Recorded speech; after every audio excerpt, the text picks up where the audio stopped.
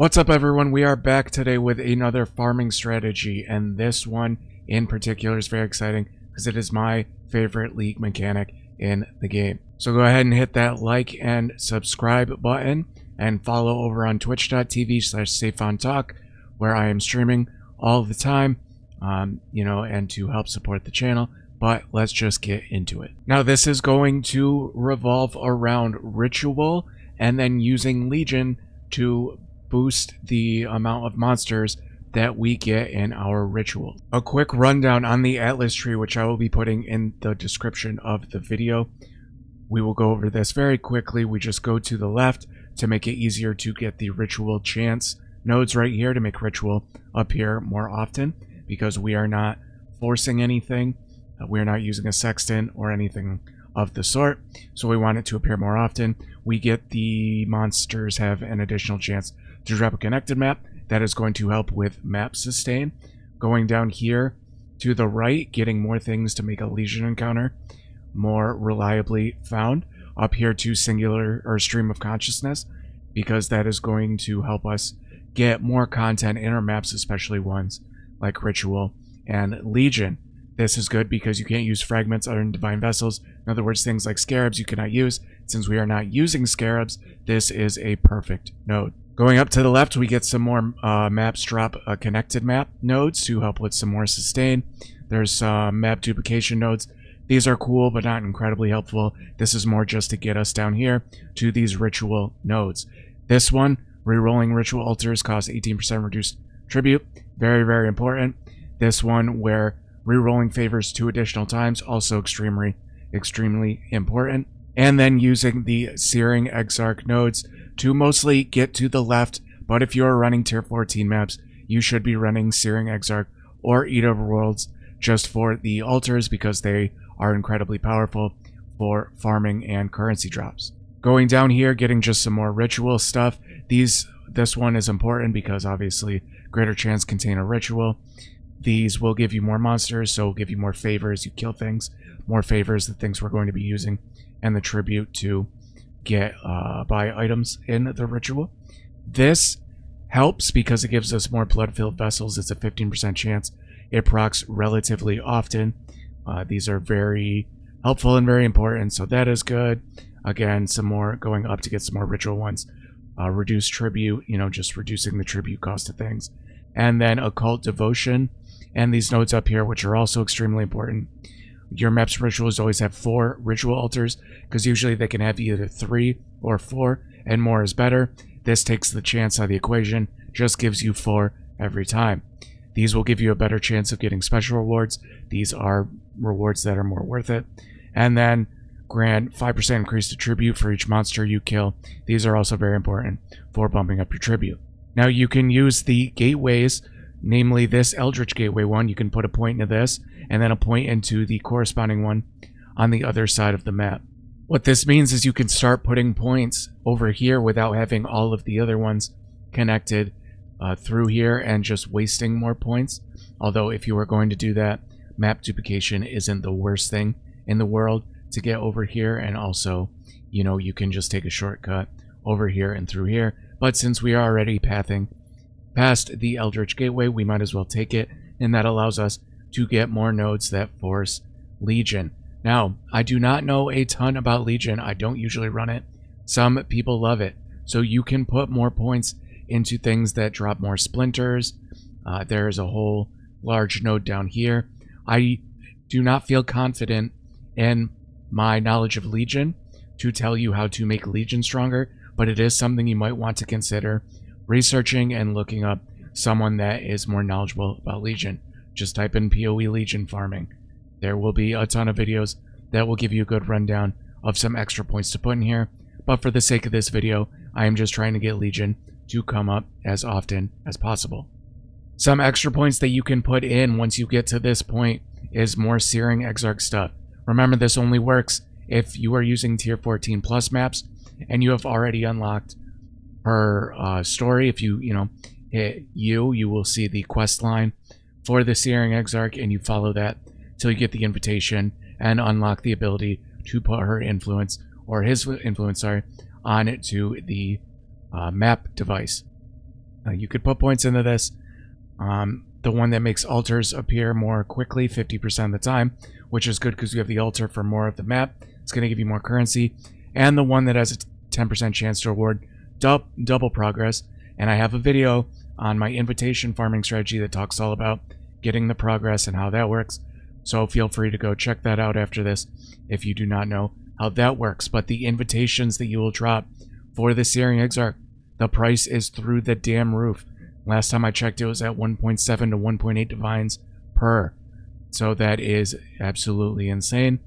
You know, congruently, you can go and take the points out of these ones and put them in the exact same thing, basically, with the Eater of Worlds. These will give you altars that will give you less of the nicer currency, but you have a chance at something like a divine altar, so it's more high risk, high reward. This is lower risk, a little bit lower reward, just because it does not have the divine altar, but you would just put the same kind of points into the Eater of Worlds as you would the Searing Exarch. Now, for the map choice, I like to run Jungle Valley and Mesa for this because having a very straightforward yet open layout is very nice. Not to mention these can drop the Fortunate Divination card, so that isn't that bad of a card to drop. That's going to give you 2 divines for every 12 of those cards you find. And we're just going to be doing the ping pong strategy that most people do, and I also have a video about it that you can go check out, where you just take your favorite map slots. These unlock as you do certain things throughout the league. There's only one spot I haven't done, and that's to complete the Feared Invitation. That isn't very fun to do. I don't like to do that one, and honestly, you do not need all of these unlocked. If you have 5 or 6 of them, that works pretty well. If you have more, it's a little better, but honestly, it's not the end of the world if you only have 4 or 5 of these unlocked. So you can see I put a ton of these into Jungle Valley by just clicking and then clicking on Jungle Valley, and then a couple on Mesa.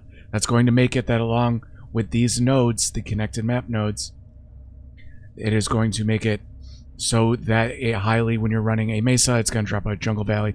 When you're running a Jungle Valley, it will drop a Mesa. Keep in mind, if you cannot run tier 14 plus maps without any of the Watchstones in, and remember these Watchstones you get from killing Eater, Searing Exarch, and Maven and them, these will bump the level of your maps for each one in it. Without any Watchstones, these 2 maps are 14 and 15. So if you cannot do this high tier of maps yet, pick 2 others that you like.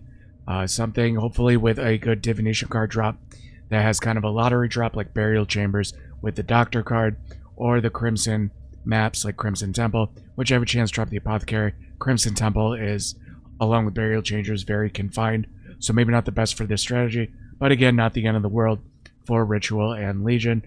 They just aren't ideal. Now, running these maps, again, we aren't using any sextants. You don't have to force anything. With the 7th gate node on the passive tree, you do not need it because these will appear, like Legion and Ritual, will appear very often, but with 7th gate, you can force one of them. Namely, Ritual is 10 Chaos. I do not think 10 Chaos to force Ritual using the map device is worth it, so I do not use 7th gate for this strategy. Mesa is a great map for this, because what happens is when you see these rituals, before you activate the ritual, the more monsters you kill in the ritual circle, the better, because they're going to respawn and you are going to kill them. That also means that if you go to the boss room and there's a ritual in there, and you kill the boss, he will appear in the future rituals that you activate. And with Mesa, the boss is always directly in the center of the circular map layout. And there is, there is a ritual in the boss room. So I'm going to do the boss first so that the boss appears in each ritual from here on out. Okay, now he is dead. Now, on the flip side, if there's a Legion by a ritual, you do the Legion first.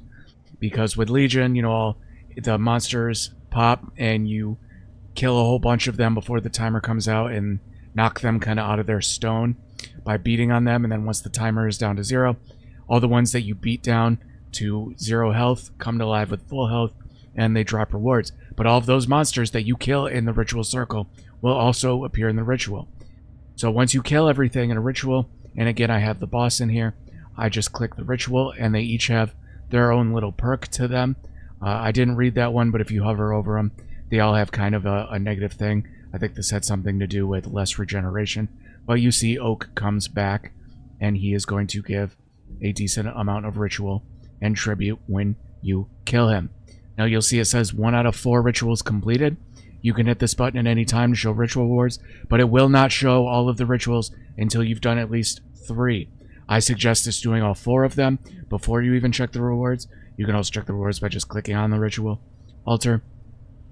But I suggest doing all 4 of them before you even look at the rewards, because it's pointless, because you're going to want to see the whole picture before you make any decisions. Okay, so now I have done all 4 of the rituals. Didn't do that great on tribute. Wasn't the luckiest of maps, but 4,895 is plenty. What you want to do once you get all of the rituals done is, if you have an empty ritual vessel, you might know these from killing the King of the Mist and the Affliction League mechanic.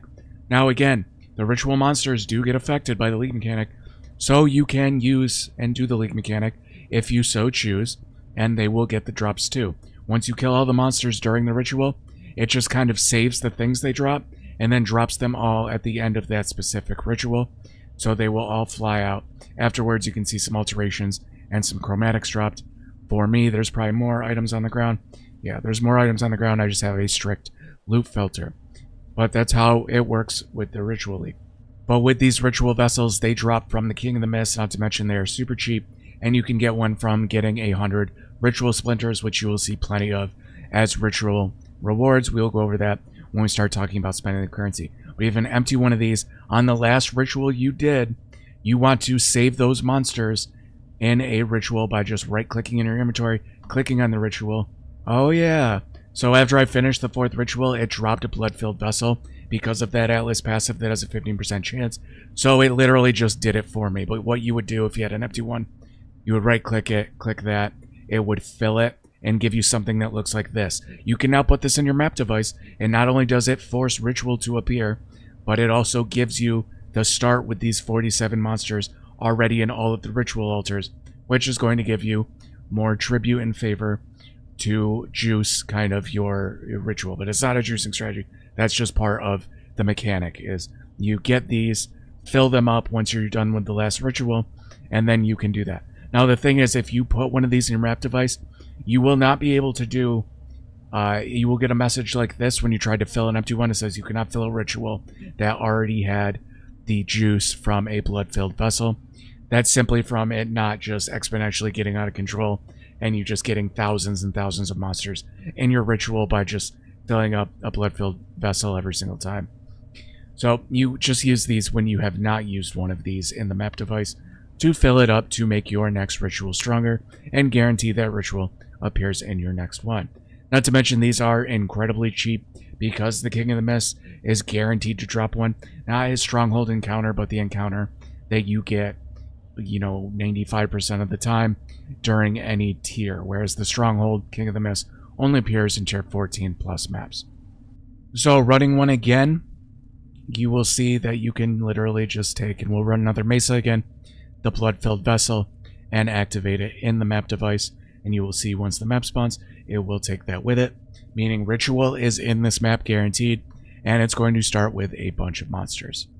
Now this one had a Legion. I'm just running another one with the blood-filled vessel, so I have a little bit more favor to sell to the ritual to give tribute in order to illustrate how you buy and sell a little bit easier than just working with 5,000 of the favor. But with Legion, you just hit the Legion monolith and you break out the stone covering that's surrounding all these people, and with this timer at the top ends, any baddie that I broke out is going to attack, and you want to focus on the ones with rewards over their head that give you chests. Timer's out, they all come back, all the ones I broke out. You just kill all of them. Now this one did not overlap a ritual, but say a ritual was right here in a big circle, all of the Legion monsters that procced would be sacrificed to the ritual.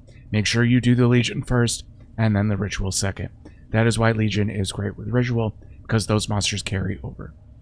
Now you can see we finished the 4th ritual and I got much more tribute to work with because of the blood-filled vessel. Now because I used a blood-filled vessel, you'll see if I try and use an empty one, it'll say you can't use these on one that was used with a blood-filled vessel. So again, these are useless when you use a blood-filled vessel for this. So you might just have to alternate between running ones with a blood-filled vessel and ones without. A quick note before you do the ritual, you can see that it says Infernal Ritual Rewards. These names correspond to the type of rewards you get. I have not memorized them. I'm sure if you Google them, you can find them, but I don't really care. I just go in and see the rewards that we have to work with. On a quick note, all of the rituals have their own little gimmick of things that can hurt you.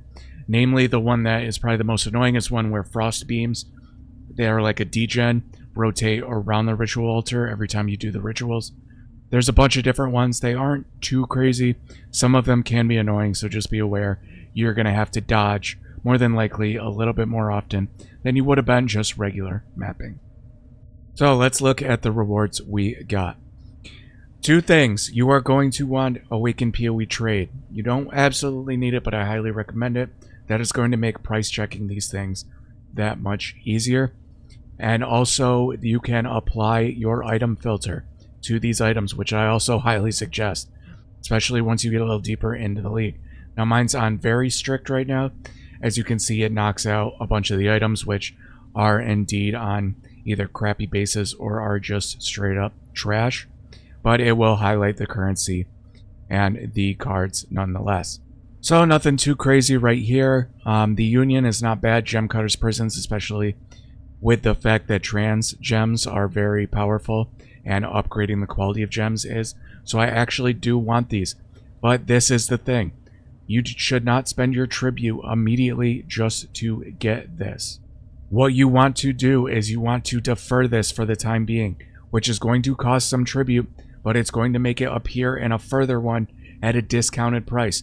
That is why when you see items that, you know, maybe a divine or something like that, it's a little expensive, you may not be able to afford it, you can defer it and lower the cost. You will see the total deferral cost will be 174, but it gets a 153 future discount.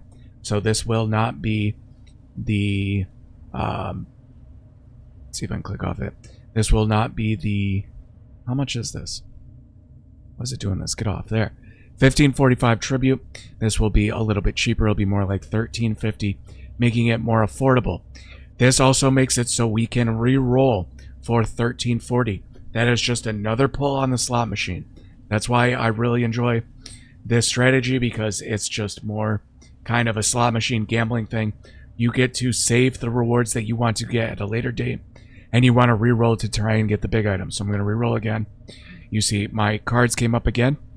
Orb of Binding, an Ornate Incubator. There's nothing wrong with this. Get a couple Chaos. I'm going to defer the Chaos just for the sake of the video. It's far enough in the league, and I'm doing that BS MF strategy for right now. So I have a ton of like smaller currency like Chaos. So I wouldn't click this, but I'm going to defer that for the sake of the video. Now, this has a yellow border. That means you do not need to defer it again. It is safe. It is saved. It will keep coming up. The only time you have to worry is when it's been red. And even then, you can let it slide another round. But if it's been red once or even twice, you're going to want to defer it again, making it cheaper, but making it appear in a future thing so you do not lose it. Because if you do not buy it in time, or you do not defer it again, making it both cheaper and come up again, it will disappear. So I'm going to reroll again, see what we got. There's a 5-link Destroy Regalia. Not anything I want right now. 5 links aren't worth that much, but you can see this is a strong mechanic for getting links early in the game, or just getting some decent socketed items for your other characters. Offering to the Goddess, I actually want one of those because I want to go kind of into lab running. I want to see what that's all about. I'm going to reroll again because remember, we have the thing we can reroll 2 extra times from the Atlas passive skill, and rerolls are the most important thing you can do with this strategy. Reroll again. We get a synthesized highborn bow. Quality of socketed gems, add some fire damage. Nothing too crazy. If this would have, you know, had something like extra projectile, I don't think it is a high enough level to get 2 extra projectiles. No, I don't believe so. I don't think 83 is high enough. This is a veiled thing. You can talk to June, get this unveiled. Not something I want, but you can see we're out of rerolls. So now if you have tribute left over, you can start taking some of the stuff with your extra currency. Right there, we got some union cards, nothing crazy in this roll, but that is what you want to do. You want to keep deferring. And again, I do not need to defer this again, but I can just to make it cheaper for the next time I see it. Now, if you want to force ritual, I do suggest using a sextant. I know the video says no sextants, and I don't run it with a sextant. I don't really care that much. It comes up very often, just literally using it with the Atlas passive and the stream of consciousness. But you can use this one, which is very cheap. Get one with 4 uses. Your map contains ritual altars. What you do with a charge compass is you take a watchstone when you have one on there, and you just right click on this, put it on the watchstone, and that will make sure that for the next 4 maps you get the ritual altars. The issue with this is if you're using a blood-filled vessel, this is a waste because the blood-filled vessel is going to force it anyway. So, you know, use at your own risk. These are about 10 chaos. You can find these on the trade by just going, actually I can probably show you. Ignore all the nonsense on the screen. POE planner, some other stuff. You can go to here. You can go to add stat filter, type in ritual, and go down to enchant. Area contains ritual altars. That is the easiest way to find these sextants. You can see, God, they're even cheaper. You know, 5 chaos. So maybe something you want to do to force ritual, but do not pay 10 chaos per thing if you use 7th gate and use the map device to force it. That is a bad idea, where you can get 4 uses for 5 chaos instead of 4 uses for 40 chaos using on the map device. Lastly, the ritual nodes, the big ones, like rituals cost randomly between 90% less and 8% more. This is absolute trash. Do not use this. This one that you cannot reroll favors in the Atlas map. Yeah, say more rerolling. It's the most powerful thing in this mechanic, and I believe there is one more that has its place but is not great. Oh, sorry, it's this one too. The monster sacrifice rituals in your maps grant 100% more tribute. So you can't reroll, but you get 100% more. Some people enjoy deferring a ton of stuff and then, you know, just putting points into this node so that you get double tribute, so you can kind of just clear all of the deferrals that you have in kind of one go. That's not a terrible strategy. I'm kind of torn on it, but I can see the appeal because eventually when you have 10, 12 items deferred and you just keep deferring more, it's taking up a lot of space and taking up opportunities to reroll new items. You do kind of want to clear that out, so maybe that is actually a pretty good idea to just take this, get a crap ton of tribute one time, and then clear out all of your deferred items. But yeah, that's basically it, guys. Make sure if you like this video, you like it and comment on it if you want to tell me a little bit about your farming strategy. Are you doing the magic find juicing strategy? Everyone seems to be doing it. Before people ask, I forgot to mention, that was a MF lightning strike build. It is not cheap. You can see I use a Headhunter, some other stuff, but I did not make this build. I used Kobe Black Mamba's POB. If you type in Kobe Black Mamba Discord and join his Discord and community, he is a great streamer that has all of his POBs in the Discord. You can go over there, check him out, and give him support. I am not going to claim anything on this build. This is not something I made up at all. But make sure you get followed over on Twitch, also twitch.tv/SafeOnTalk, where I'm streaming a lot. We have a great community over there. We'd love to have it there. We have players of every skill, new players, and people that actually know more than me about the game, which isn't, and actually that is relatively often. But thanks, guys. Let me know if I missed anything, and we will see you on the next one.